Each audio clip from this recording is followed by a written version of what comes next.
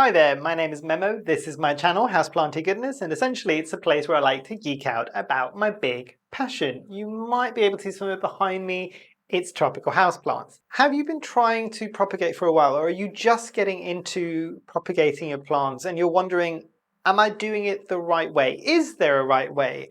Is there things that I can learn that could make the whole process easier?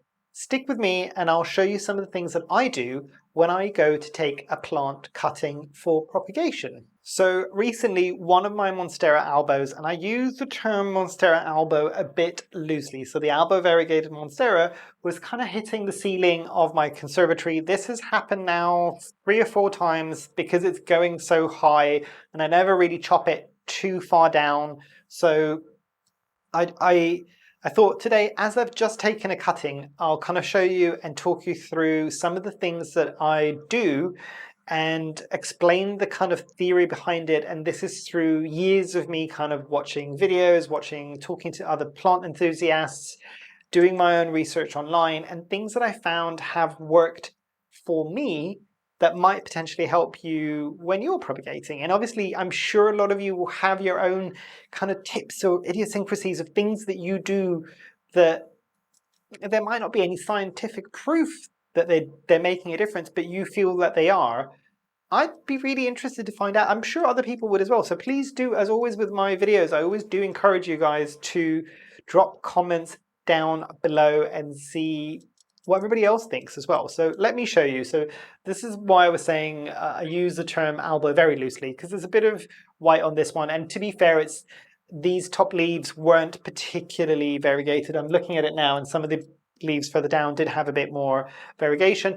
This specific Monstera albo was never massively variegated. It's really annoying because you can see this one is starting to get the holes in the midrib part of it as well. And I think somebody was correcting me that these are not fenestrations, that they're called something else, and the fenestrations are actually the holes in the midrib. Correct me if you're scientific out there and do know that that is correct. Please do let me know.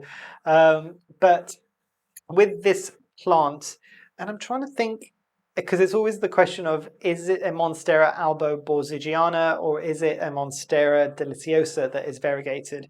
And looking at this and looking at my deliciosa in the background, I think this might be a borzigiana. I don't think either one of my two are actually, I'm just looking at, and the way that you can usually tell is the ruffles at the petiole where it joins the leaf, or at least that's what I knew it to be. Again, if I'm wrong, respectfully tell me down below.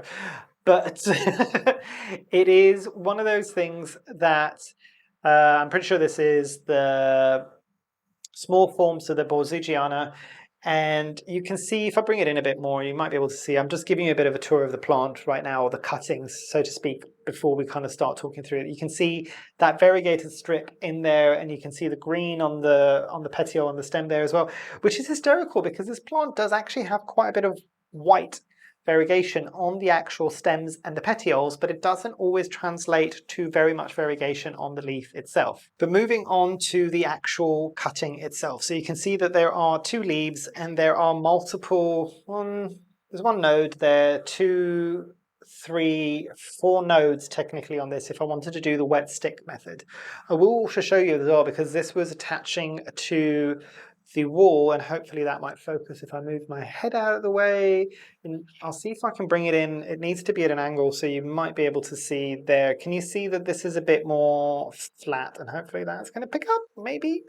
You can see already where this would have been attached to the wall in that format, basically. So I always find these roots really interesting because, and you can see I've ripped some of it when I was taking it off the wall, and that will always be the problem if you're growing any plants up against the wall. One of the reasons as well, barring the fact that this was hitting the ceiling, I'm trying to think, one of these aerial roots was actually nestling between where the conservatory is attaching to the house. And I'm just like, I've heard too many horror stories of monsteras specifically lifting things off buildings. So I'm just like, this needs to go now because I don't need any holes in the conservatory just before I go into the wet and wintry, like winter. But Some of the things that I like to do is obviously try to maintain as much of these aerial roots, specifically if you've got them on any plants, not just on a Monstera, try to keep them as much as possible. Some of these are a bit dried out, but that's still fine. And then the thing that I've done, and I was doing this on this plant already, is I'll go in and I'll see if I can remove any of these dry cataphyls. And one of the things that I always like to do when I'm doing that is also making sure that I check the cataphyls and check the plant itself, because guess what? A lot of pests, they like the nooks and crannies, and people that have been here for a while know mealybugs in this space. So I want to make sure that I'm looking at any pests that might be hiding in any nooks and crannies, usually around aerial roots as well, any things like that. And also depending on how you're going to be propagating this as well. If you've got dried up parts of the petiole, not petiole, cataphyll, that's the word, dried parts of the cataphyll there, and you're putting it in water, sometimes I find that that's almost asking for a bit of root rot to happen, because it's not necessarily that part of the stem will start rotting, it's the fact that the cataphyll, the dry and brown kind of dead cataphyll, will start rotting out in the water, and that could potentially pass into the plants sometimes. So that is always something that I want to be aware of. Obviously, depending on the propagation method that you're going to be doing, what I could have done with this is actually wrapped some sphagnum moss around some of these aerial roots, waited for it to root into that, then taken the cutting and put it in. But it was there. I had a knife and then I did that. I'm not going to show the knife because that might cause issues with YouTube. But the thing I will say is instead of, so you might be able to see here as well where the cutting was taken, and this was only taken like an hour and a half ago. And you can see it's already callousing over. That is one thing. So one thing you want to do, and I found this works a lot better, is instead of getting something like secateurs or scissors, which have a crushing motion onto the stem itself, which generally means that it's a jagged cut, both on the cutting that you're taking and on the mother plant itself. For me, I found that is riskier for both the cutting and the mother plant, because there's more surface area for rot to enter in, and it's a much cleaner cut if it's a straight line. So a very, very sharp, smooth knife, not a serrated knife. You never want to be like sawing away, because if you get a serrated knife and do the sewing motion, you might as well be using the crushing motion of the secateurs and the scissors. I'm talking about a very smooth kind of knife, and just take your time and go through it, and that should be fine. The other thing obviously is doing something like letting it callus over. If you can, a lot of the times with aroids, whether it's a Monstera, Philodendron, and Anthurium, what you want to be doing is letting that callus over. And by that, I just mean exposing it to air. So literally take the cutting and forget it somewhere. Leave it somewhere on a counter or something like that, just to air dry, I would say for 2 or 3 hours. The other thing that I will say, and I've mentioned this on a previous video, if you can, take your cuttings a day or two after you've watered. Don't do the thing that a lot of us will do, and even myself included, is, oh, I'm watering this plant now, which means that it needs watering, and I'm going to take the cutting now, because that plant is already at low levels of moisture within all of its cells. Let it take up the water that it needs, and then take the cutting off. The other reason for that is, and this is another thing that you need to also potentially remember, is you might need to reduce the frequency of your watering, because generally speaking, and I think this goes in gardening as well as kind of indoor plants as well, you never really want to be taking away more than a third of the green parts of the plant, basically. So purely because it could shock the plant a bit too much. If it's a third or less, the plant will bounce back relatively easily. The one thing that will happen regardless of all of these things is there's a lot less plant now, so it will need less water, or it will absorb the water a lot slower, so it doesn't have to get the water transported to these 2 leaves and this specific growing stem as well. So bear that in mind. So it is one of those things that you're going to need to, in an ideal world, again, this whole video is in an ideal world, and these are the tips that I use for reasons that I'm explaining through now and have worked for me as well. So you let that callus over. The other thing that I will say is about this notion of using things like hydrogen peroxide or to deal with root rot. A lot of the times, all that root rot is a form of bacteria, and it's anaerobic.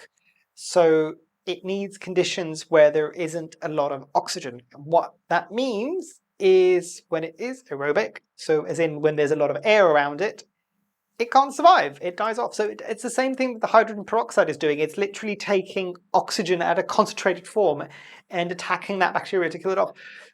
But here's an idea, it's a lot cheaper. Just let it air dry. It doesn't cost you anything. It just takes a bit of time. You won't be able to just go straight from a cutting into a propagation. Just let it air dry for a few hours. I wouldn't say let it sit there overnight and do it the next day. Although, to be fair, something like a Monstera deliciosa could probably take it. It won't be particularly happy with you, and I would only ever do that if I know that I'm taking this straight into water propagation, because it can absorb the water a bit faster then. But yeah, the other thing as well that you always want to do when I was talking about pests before is check the backs of the leaves. And I don't know whether or not this is going to come up with this plant now. It might be, I don't know whether or not there's some of these, they've all moved away now. I wanted to show you these before, but they all moved away. You might be able to see some white little flecks here and there. That is whitefly, or that is remnants of whitefly, but this also had whitefly. The other thing as well that I've noticed on this plant, so a thorough inspection of your plant would be good, is there is some powdery mildew, I think, at the back of the sleeve, if I'm not mistaken. So I need to treat for that. And the people that know, this is the time of the year that I struggle in the conservatory with the sheer high numbers of percentage of humidity that I have in this space. And even with loads of fans going, I can still get some mold and mildew growing on my plants as well. A lot of the times, I don't know whether or not this is powdery mildew. If anybody is very au fait with powdery mildew, do let me know if that is actually powdery mildew or if that's just a bit of mold growing the back of the leaves, because it looks very similar to what's growing on the walls, which on the walls I treat with a bleach spray essentially, but I've got it some on the stem as well. It hasn't done too badly as well. Like most Monstera deliciosas are hardcore plants, so that's quite good. You can tell that this is a plant. I'm not going to bring it up too close because I know some people have got arachnophobia, but there is an actual dead spider. Spider, not spider mites, but spider, because it was on the wall and it's kind of making its home. And just to be clear, I know that, again, a lot of people that don't like spiders and some of these other bugs that might be in the house, a lot of the time those bugs tend to eat the pests. So if it doesn't bother you, kind of let them be because they're free pest control. But yeah, and that's the other thing as well. So obviously there's usually going to be some dry bits, and I'll show you there's some left on that petiole there. I'll try to remove that as well. And again, all of these things are a bit extra. So that's the other thing that I kind of wanted to say is this is a lot of the things that I do. And do I do all of these things every single time I take a cutting? Probably not. Do I do all of these things if it's a very, very cool plant that I really desperately want to be able to get the propagation right? Yes. It's a matter of need or want, essentially. But the other thing, obviously, that I was going to say is with this kind of cutting, as I said, there's multiple nodes. So there is the node that is here, and I'll see if I can bring it in a bit more. Yes, you can kind of see the bump. Can you see the bump right there? Because it's a bit of a raised area and it's kind of got a different color as well. That is a node that could activate. So I think that would be where the new growth point would come out of. So I would make sure that if I'm cutting, I'm going to cut somewhere about here, so above that, and leave some of this behind underneath as well.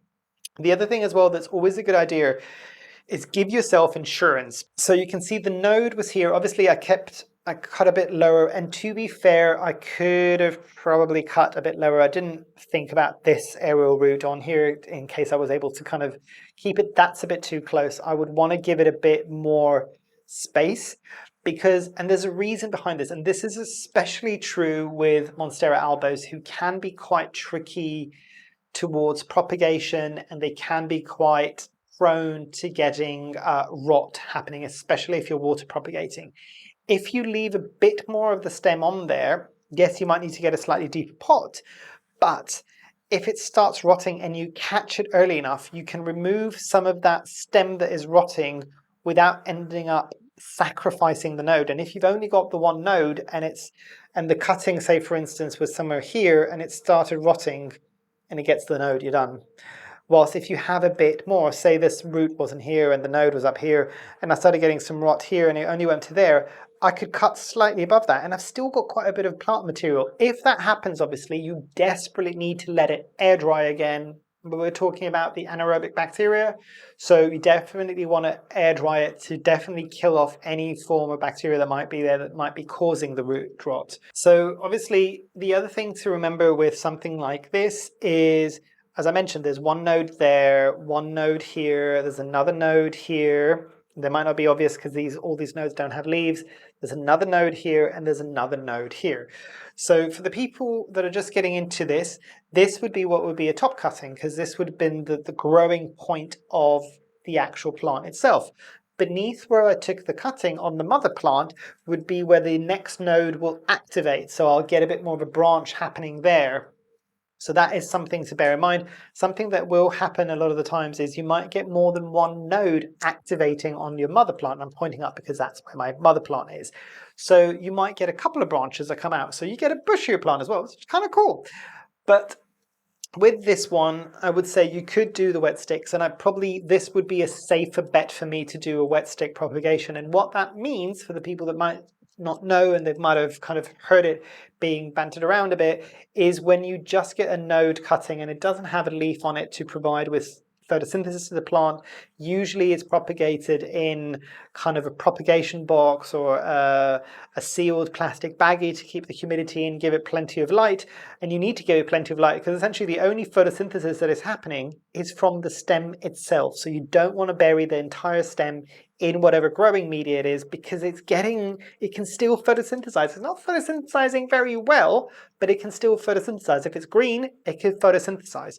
So that's one way that you could get what is essentially called a wet stick, because it looks like a stick and it's wet because it's in a high humidity environment a lot of the times. Those are the riskier types of cuttings, especially if you're buying them. They tend to be cheaper for a reason, because a lot of the times there's a higher, not a very high, but a higher percentage of failure if you're doing those things for the first time. And I would actually say if you wanted to get something like a wet stick propagation and buy it for a plant that you would want, my suggestion might be is if you've already got plants that you can take some wet stick propagations and propagate them yourself, even if you don't want a propagate of that plant, get a feel of that with a plant that you don't mind chopping up a bit and seeing how it goes before you invest some money in getting, because I say obviously wet stick propagations or cuttings are cheaper, but depending on the plant, they're still not that cheap. So bear that in mind. But what I always like to do, especially if the nodes, so the nodes are the places where you might get aerial roots or you might get a growing node from, you won't always get aerial roots, and that's something to bear in mind. You might not always get an aerial root from a node, but you will probably have a point that will grow into the new leaf, essentially. You could do every single node. I find that sometimes that is slower. With a plant like this, I would probably be just a single node cutting, basically, because it's already got the one leaf. I was going to say some plants that are smaller, if you can leave a couple of leaves on there, it gives it a bit more of a chance. However, if you're going to do that, you want to give it definitely more than one node. So for instance, with this one, I don't have an option. It will be this root here, this aerial root here, and this node, so that will be cut there. And I might have to take a wet stick cutting here. But for instance, for this top cutting here, I've got one node there, two nodes there, the third one there. So potentially with this one, I might just cut it there. And yes, there's going to be a lot of plant material that's in the soil, but I've got multiple nodes. So the thing that you're doing that way around is you've got a bit of security there, because again, coming back to that notion of rot when you're trying to propagate, is if you lose a node entirely, you've got multiple other nodes as well. And I can tell you stories of a plant that I had maybe bought, and it had 1, 2, 3 nodes that were buried in the soil, that only maybe the lowest one was activated, and there were still 2 that were dormant, and the top bit of it had died off. And for a lot of other people would be like, oh, my plant is dead. If I unroot that, and those 2 nodes that are still under the soil that have not activated, and I chop them up, I have been able to successfully, it's not the easiest thing in the world, but I have been able to successfully propagate wet stick cuttings from that were in the soil. So it's a bit of a kind of cheeky insurance that you've got down in the soil below. And I mean, obviously, if they do activate, you've got multiple areas where you could be getting roots rather than just the one node. If you're just doing a single node cutting, all the roots need to come from that one node. But if you've got 1, 2, 3 nodes, you've got 3 nodes where potentially if all of them activate for roots, all of them will push out roots. This will root out faster, which means you're going to get more new growth happening much, much faster. The other thing to bear in mind is, and this is something that a lot of people don't realize, especially when they're first starting off, give your propagation or your cutting the best possible chance, and don't go for a highly diseased leaf or a leaf that's like half dead or half yellow. It doesn't have the energy to carry on photosynthesizing, especially when it's lost all of its roots. It will drop off relatively quickly, and you will then be left with a wet stick situation, which you lose the advantage of the leaf. So go for a leaf that's relatively healthy. The reason why a lot of people get very excited about something that is like a top cutting, because I'll give you the example of this.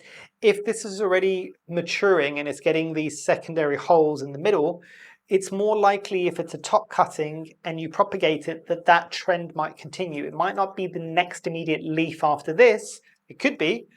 It could be the leaf or the leaf after that comes through. But if you've got a very juvenile leaf, and this isn't a very, very juvenile leaf, if it didn't have any of the splits on the leaves, and this was a midpoint cutting, and I mean, even this one, if I take the cutting from here, which isn't a top cutting, there is a very high likelihood that the next leaf or 2 might be fully juvenile. So they might have no splits in the leaves. So that is something to bear in mind, but there's a lot of things that you could do. And as I said, a lot of these things are a bit extra, but hopefully me talking through kind of my thought process when I'm taking the cuttings and when I'm going to be doing the cuttings makes a bit more sense. The last thing I'm going to say, before I forget this, and I go, wherever you take the next cutting from, obviously you're going to need to let that bit dry off then on either side, because you want to avoid that risk of rot again happening. And if I was just going to propagate this as it was, I probably wouldn't, because it would struggle to keep both of these leaves, and I would need a very, very deep pot indeed. But if I was to do this, it's kind of ready to go now. I'd probably leave it for a couple more hours just so this goes fully, fully dry, and then either water propagate it. I've had better success with my Albo Monstera in water propagation, but you can also do it in soil and all of these things. But yes, hopefully that was useful for all of you. If you've got any questions, comments, your own little tips and things. Sorry, I know this was a very up close video, but I'm trying to show you things and it's easier rather than me trying to insert clips. I might still do that, but so you can kind of see what I'm talking about. But yeah, hopefully you've enjoyed. Hopefully I shall see you here soon. And I truly, truly hope that you have a great rest of your day. Thanks. Bye.